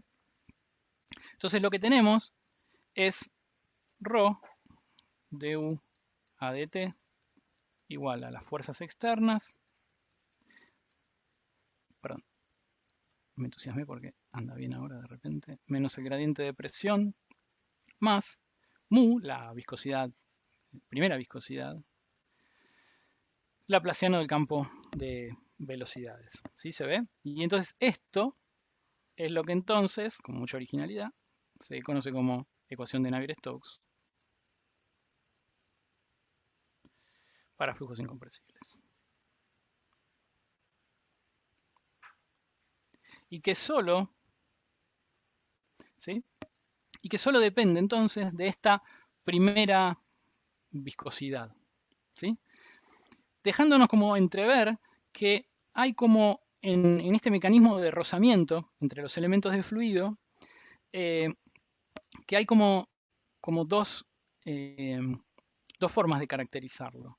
Una con un mecanismo que va a venir asociado a este último término, ¿sí? Que aparece acá, y que se va a encender únicamente cuando la dinámica sea compresible. O sea, va a haber un efecto, ¿sí? Sobre los esfuerzos tangenciales que se va a ver agregado, digamos, cuando estemos considerando la dinámica de flujos compresibles. Si no, la dificultad se va a restringir a la adición, a la ecuación que ya teníamos, la ecuación de Euler, fíjense, de este término que tiene a muy al laplaciano del campo de velocidades, ¿sí? Entonces, una cosa más, uno puede decidir reescribir esta ecuación pasando el ρ para el otro lado, y eso lleva a que nos aparezca mu sobre ρ, y a mu sobre ρ se le da un nombre, y entonces ya que estamos vamos a definirlo. Entonces, tenemos básicamente esta expresión para Navier-Stokes incompresible, o una expresión donde ρ aparece del otro lado, y es simplemente du a dt igual a las fuerzas externas dividido ρ, es un vector, ¿no? Menos 1 sobre ρ, gradiente de presiones, más, entonces a mu sobre ρ se lo suele llamar nu. ¿Sí? Entonces, hagámoslo por acá. Este nu no es otra cosa que, a través de la definición, mu sobre ρ. Y fíjense, como esta era la viscosidad dinámica, que tenía dimensiones de masa, al hacer su cociente, o al construir otra magnitud, que es este nu, a través de su cociente con unidades, con dimensiones de masa, como tiene la densidad, hace que nu no tenga dimensiones de masa. Entonces, en particular, basta con ir hacia arriba y recalcular cuáles son las dimensiones, pero lo interesante es que esta, que es también una viscosidad, ¿sí?, dividida por la densidad, se le llama viscosidad cinemática, para diferenciarla de la dinámica. ¿Sí?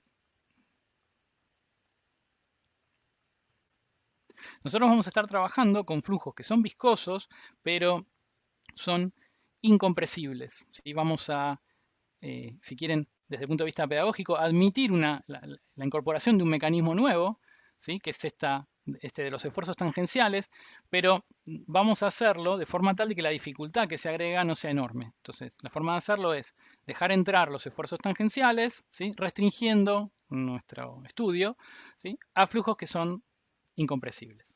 ¿Sí?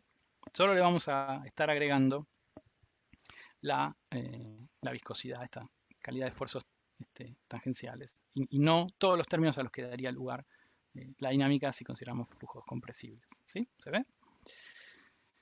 Bien, entonces... ¿Puedo hacer una pregunta antes de que sí. sigamos? Hay algo en las cuentas que hicimos para llegar a la ecuación de Navier-Stokes general que no termino de entender. Sí. O en realidad, más o menos, es que veo que a veces cuando trabajamos con la delta de Kronecker en la notación de Einstein, a veces como que se transforma en un 3 y a veces en un 1, y no termino de distinguir los dos casos. Por ejemplo, ahí en el término de menos 2/3 de las derivadas con la delta decimos, bueno, aporta solo el término con i igual j, entonces decimos que se va y a j le ponemos i y listo. Pero antes, cuando explicabas por qué decidíamos escribirlo con ese factor de menos 2/3, sí, mostrabas que con i igual a j la delta se iba a un 3 y entonces el 3 de abajo se anulaba, y no termino de ver la diferencia. No hay diferencia, es solo que, fíjate, mira, es solo que no viste lo que pasa también de este lado. Cuando i es igual acá, ¿no?, a j, no sé, estos son los términos que contribuyen con el gradiente de la divergencia de u, ¿no? Entonces acá cuando i es igual a j también tenés adelante la suma, ¿no? ¿Se ve? O sea, este término también... Sí. ¿Se ve? Sí. Entonces, nada, te queda lo que obtuvimos, básicamente. ¿Sí? Entonces decía, quería solo hacer un par de comentarios respecto de la... Perdón. Sí.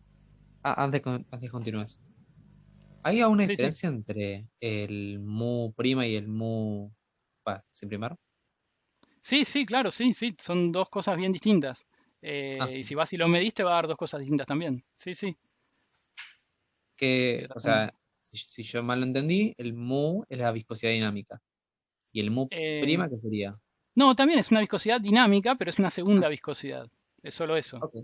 ¿Y qué diferencia tiene? O sea, si un líquido tiene o no la segunda viscosidad, ¿en qué me cambia? Y te va a cambiar porque vas a tener un mecanismo de disipación. Ahora aquí estoy volviendo para poder... Acá está. No podía apuntar y... Ahí va. Fíjate, si tenés, los efectos de la compresibilidad, ¿sí? Lo que te dice este término es que vas a tener un mecanismo de disipación que presuntamente entonces va a estar asociado a esta viscosidad que estás admitiendo que tiene el fluido, ¿sí? Y vas a estar esencialmente disipando, por un lado, porque tenés la propia viscosidad, este rozamiento entre elementos de fluido, pero tenés una manera de disipar, ¿sí?, en volumen, porque la divergencia del campo de velocidades te está dando, recordá, cuánto se expande o se comprime un elemento de fluido. Es una medida relativa, ¿sí?, de cuánto se expande o se comprime el elemento de fluido. Entonces vas a tener, además de la posibilidad de disipar energía por rozamiento entre dos elementos de fluido, vas a tener también la posibilidad de disipar energía, o el mecanismo o el canal de pérdida de energía, ¿sí?, a través de una expansión o una compresión. ¿Sí? Eso es lo que te enciende todo este término, digamos. Pero este mu', que puede ser muy distinto de mu, puede hacer que la contribución de este término sea grande o chico, ¿no? Relativa, ¿no? Entre este último término y el anteúltimo. ¿Se ve? Claro. Y cuando nosotros definimos muy prima, Sí. A ver, me parecía que cada uno tenía como diferentes expresiones que acompañaban al... Sí. Hablaban de diferentes partes del tensor de...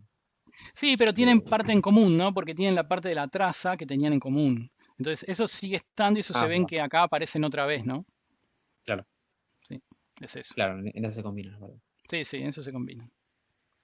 Ok, listo. Gracias. Bueno. Bien, entonces, tenía para hacer un par de comentarios. Y entonces después seguimos la próxima clase, me parece lo más razonable. Pero básicamente los dos comentarios que tenía para hacer eran los siguientes. En principio, vamos a ponerle algún título a esto, porque si no, ahí queda descolgado. Comentarios. Los comentarios son estos. Son bastante, no sé si el comentario es interesante, pero la observación me parece que sí lo es. Digo, fíjense, nosotros tenemos hasta ahora, para la dinámica de un campo de velocidades, tenemos como dos ecuaciones dinámicas, de acuerdo a si estamos asumiendo que los esfuerzos viscosos son o no dominantes, ¿sí?, son o no importantes. Entonces, en un caso tenemos du a dt más u escalar el gradiente, y lo escribo para poder compararlo viendo ambas expresiones, igual a la fuerza externa, lo voy a poner acá el externo, ¿sí?, menos 1 sobre ρ, gradiente de presiones, más nu, laplaciano de u, y es lo que entonces escribo como el Navier-Stokes incompresible, ¿sí?, NSI. Ahora, el otro que tengo, la otra ecuación dinámica que tengo para un campo en donde los esfuerzos viscosos no son dominantes y los puedo ignorar, tengo una ecuación muy parecida. Entonces, mi idea es hacer un comentario respecto de cuán parecidas o cuán distintas son. Entonces, wow. Ahí está. Se me quedó, pensé se me estaba cayendo internet. Ahí va.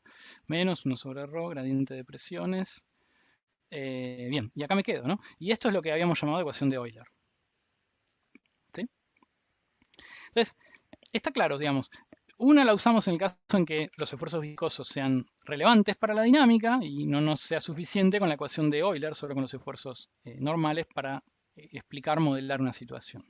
Ahora, lo que uno se dice es, bueno, pero al fin del día, la ecuación de Navier-Stokes incompresible tiene como un término agregado, nada más, a la ecuación de Euler. O sea, parece como que la dinámica que uno fuese a obtener de Navier-Stokes incompresible tendría que ser la de Euler con un pequeño efecto agregado, como con una pequeña corrección acá. ¿Sí? Eso en particular, o esa idea o esa intuición que uno tiene inicial, se hace todavía más fuerte cuando uno se dice, bueno, si yo agarro, por ejemplo, Navier-Stokes, la ecuación, ¿no? Te voy a poner acá ecuación. Yo agarro la ecuación Navier-Stokes incompresible, ¿sí? Y me fijo el límite cuando nu tiende a 0, ¿sí? Vamos a poner límite así. Lo que yo veo es que si nu tiende a 0, esto se apaga y esto tiende a la ecuación de Euler. Directamente. Entonces uno podría pensar, bueno, entonces las soluciones a la ecuación, por eso separé ecuación de soluciones. ¿Sí? Las soluciones, la familia de soluciones que yo encuentro a Navier-Stokes incompresible, debería,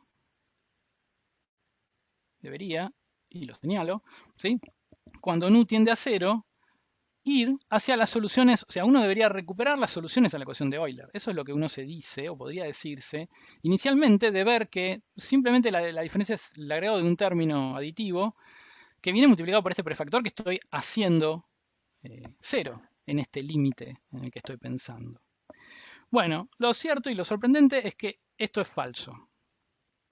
¿Sí? Las soluciones de Navier-Stokes no tienden, ¿sí?, a las soluciones de Euler cuando nu tiende a 0. En general no tienden. Y eso lo vamos a ver con un poco más de detalle más adelante, en la próxima clase. Pero eso tiene que ver con que, si bien nu puede ser muy chiquito, porque uno puede considerar, por ejemplo, no sé, por hoy vamos a decir como ejemplo, un flujo que tenga una viscosidad muy baja. ¿Sí? Una viscosidad, en este caso cinemática, muy baja. Ahora, esa viscosidad cinemática podría ser muy baja, pero si el campo de velocidades es lo suficientemente agitado, es lo suficientemente variable en el espacio, ¿sí?, es intensamente variable en el espacio, nos da, de forma tal de darnos un laplaciano de U muy grande, no importa cuán chiquito sea este término chiquito por este término muy grande, ¿sí?, nos va a dar un término total de orden, presumiblemente, igual de pesado que los demás, de forma tal de que no podamos tirar este término. De forma de que aun cuando nu tienda a 0, el laplaciano de U esté creciendo y esté haciendo que todo este término sea de orden 1 en la dinámica que tenemos. ¿Sí? Entonces, esa es una parte que me parece a mí de las más lindas de la segunda parte de la materia, de descubrir esto, ¿no? Descubrir que en la ecuación que tenemos, si bien la ecuación parece ir a la ecuación de Navier-Stokes incompresible, parece ir a la ecuación de Euler, las soluciones no convergen, y eso tiene que ver con que, a las mismas, ¿no? Y eso tiene que ver con que, esencialmente, el término que se agrega, que uno podría pensar, es un término como perturbativo, si se quiere, no lo es, de hecho. Es un término que cambia, estoy spoileando un poquito de la clase que viene, pero está bueno que lo vayan pensando. Es un término que cambia la ecuación fundamentalmente, porque fíjense, la ecuación de Euler es una ecuación, es una PDE de orden 1. Si quieren lo anotamos por acá. Es una PDE de orden 1. Es una ecuación diferencial en derivadas parciales, ¿sí?, de orden 1. Mientras que el agregado de este término, que proviene de considerar los esfuerzos viscosos, la convierte en una PDE de orden 2. ¿Sí? ¿Se ve? Y eso cambia completamente las cosas. De hecho, este término es lo que los matemáticos conocen como una perturbación singular. Es una perturbación, pero no es una perturbación como las que nosotros conocemos. Es una perturbación que trabaja de una manera singular, de ahí el nombre, y hace que tengamos este comportamiento en el cual las soluciones de la ecuación de Navier-Stokes incompresible, cuando nu tiende a 0, no tiendan a las soluciones de Euler. ¿Sí? Perdón, ¿qué significa PD? Partial Differential Equation, perdón, es cipallismo de mi parte, pero creo que si pongo ecuación diferencial EDP tampoco, esto me parece que es menos popular. Y seguro menos popular esto si lo van a buscar a Google que PDE. Ecuación en derivadas parciales, es eso. ¿Sí? Eso es lo que, nada, lo menciono en inglés aparte de por cipallismo, porque si van a buscar es más fácil encontrar, seguro que van a encontrar PDE y no es tan seguro que vayan a encontrar EDP. ¿Sí? Entonces, es una ecuación en derivadas parciales de orden 1, mientras que la otra es una ecuación en derivadas parciales de orden 2. Entonces, ustedes ya entreven que, por ejemplo, para satisfacer la primera, nos hace falta especificar una condición de contorno. Es una PDE de orden 1. Mientras que para la segunda, para el Navier-Stokes incompresible, hace falta dos condiciones de contorno. Todavía no discutimos cuáles son, las vamos a discutir la clase que viene, ¿sí? O quizás podemos comentar algo hoy. No, lo hacemos la clase que viene. Pero en cualquier caso, ustedes ya anteven que difícilmente una solución, un campo de velocidades que sea solución a Navier-Stokes incompresible, que tiene que satisfacer dos condiciones de contorno, ¿sí?, en el límite, cuando nu tiende a 0, vaya a converger una ecuación de Euler que viene de resolver o de satisfacer una sola condición de contorno. ¿Se ve? Hay un problema ahí también. Así que uno puede ya antever. Igual la clase que viene lo vamos a ver un poco más en detalle. ¿Sí?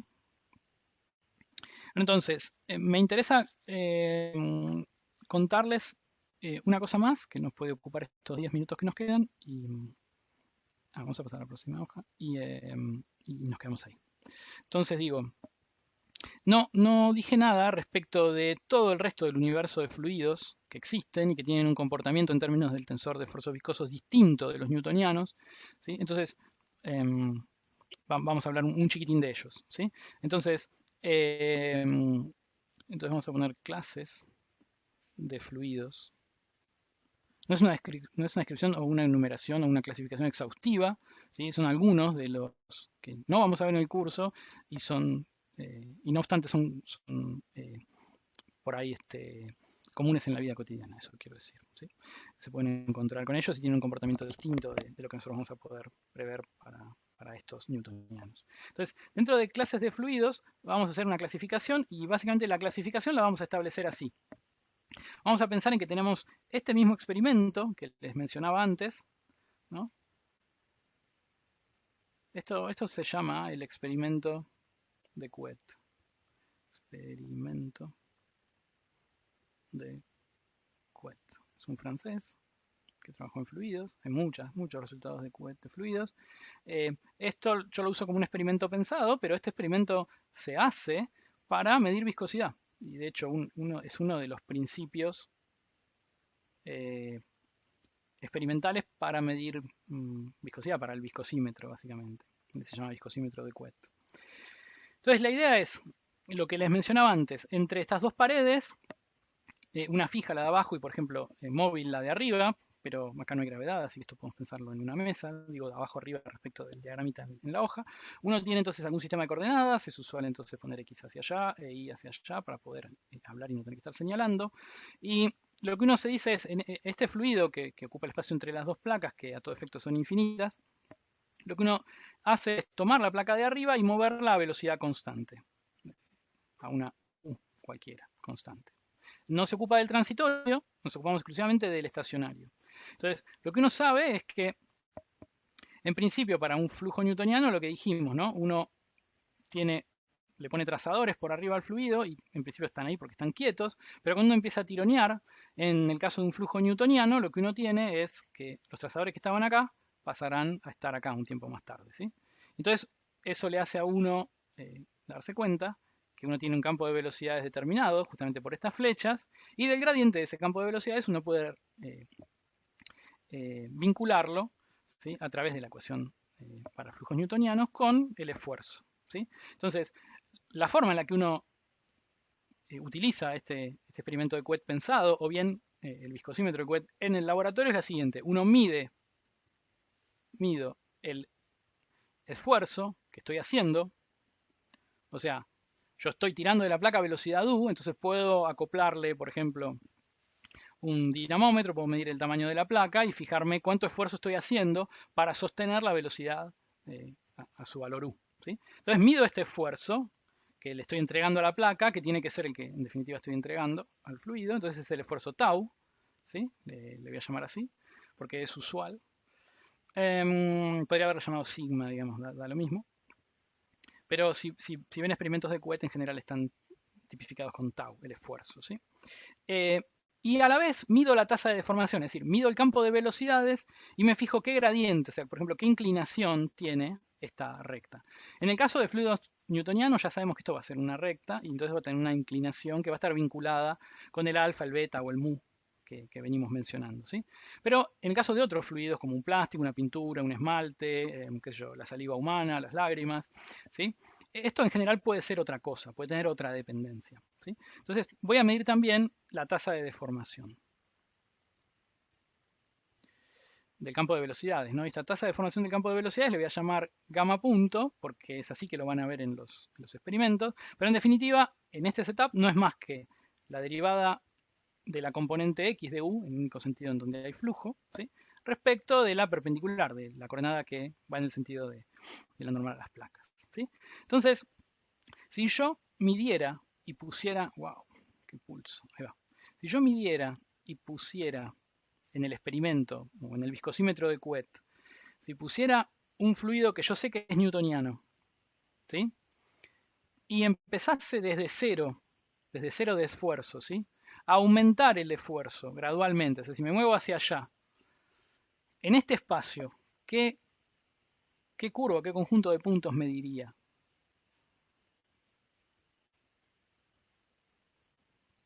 ¿Se entiende cuál es la pregunta?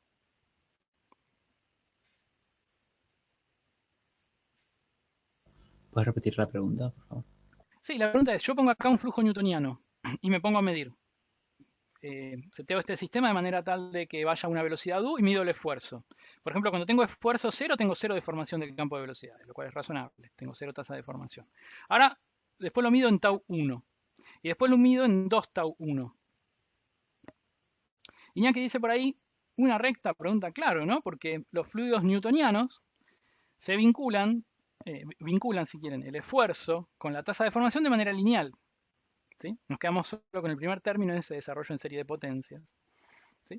Así que si yo llegase a medir algo de este estilo, o de este estilo, una recta esencialmente, puedo estar seguro de que estoy midiendo algo que es en este rango, ¿no? El rango en el que mido una dependencia lineal, un fluido newtoniano.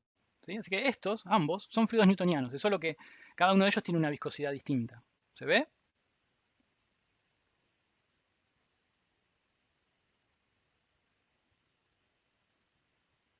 Sí. Bien. Entonces, es solo que este tiene una viscosidad nu1, vamos a decir, y esta tiene una viscosidad nu2, o mu1 y mu2, están todas. ¿Sí?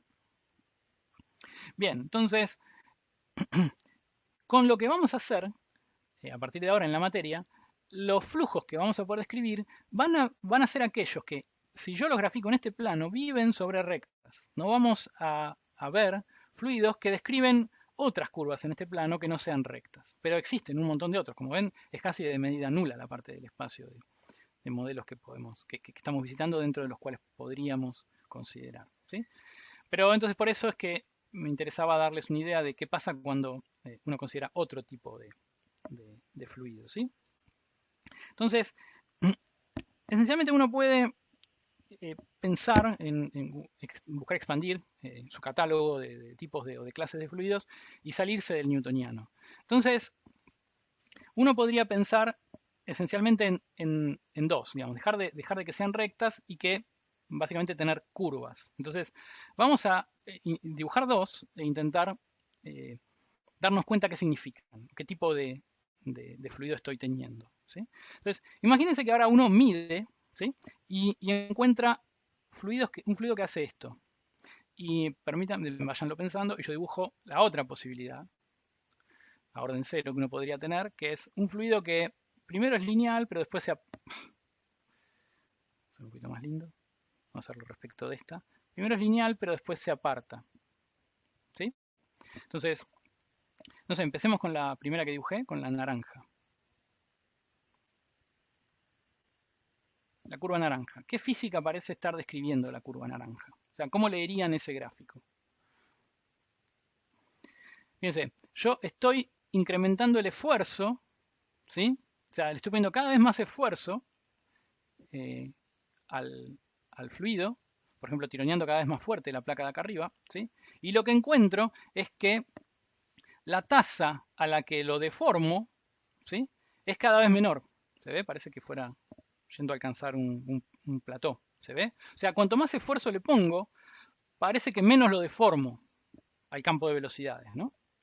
Entonces, esto de acá parece una especie de fluido que se va haciendo más viscoso conforme yo más fuerza le hago, más esfuerzo ejerzo sobre él, ¿no? ¿Se ve? ¿Se ve cuál es la lectura del gráfico? Yo le voy haciendo cada vez taus más grandes, sin embargo la respuesta que obtenía al principio ya no es la misma y las pendientes locales son cada vez más bajas. O sea, estoy afectando cada vez menos la deformación del campo de velocidades. Entonces, esto es lo que en castellano se conoce como fluidos dilatantes. A mí me gusta mucho más porque me parece más clara la forma anglosajona de decirlo, que es básicamente shear. Vamos a escribirlo porque lo pueden encontrar así, dilatantes lo van a encontrar muy difícilmente. Shear thickening.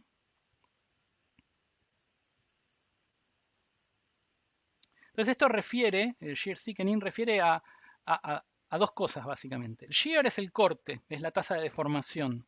Entonces, y el thickening refiere a como que se hace más grueso, más espeso.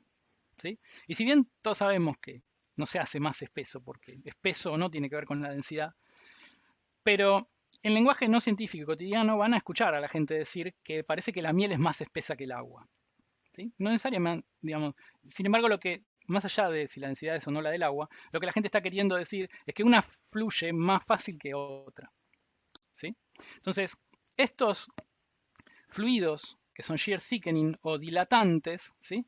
Parecen darme una respuesta, ¿sí? En deformación que hace que cuanto más esfuerzo yo le aplico, ¿sí? Menos fluidos parecen. ¿Se ve? Porque logro deformar menos el campo de velocidad. La tasa de deformación empieza a bajar. ¿Sí? ¿Se ve? Esos son unos. Podemos ir al otro, pero como ustedes ya saben y dibujé dos cosas, o ya se esperan y yo dibujé dos cosas que van casi en espejo respecto del comportamiento newtoniano, estos van a tener un comportamiento opuesto. Pero bueno, tratemos de leerlo de la curva, o digamos, de todas formas otra vez, ¿sí?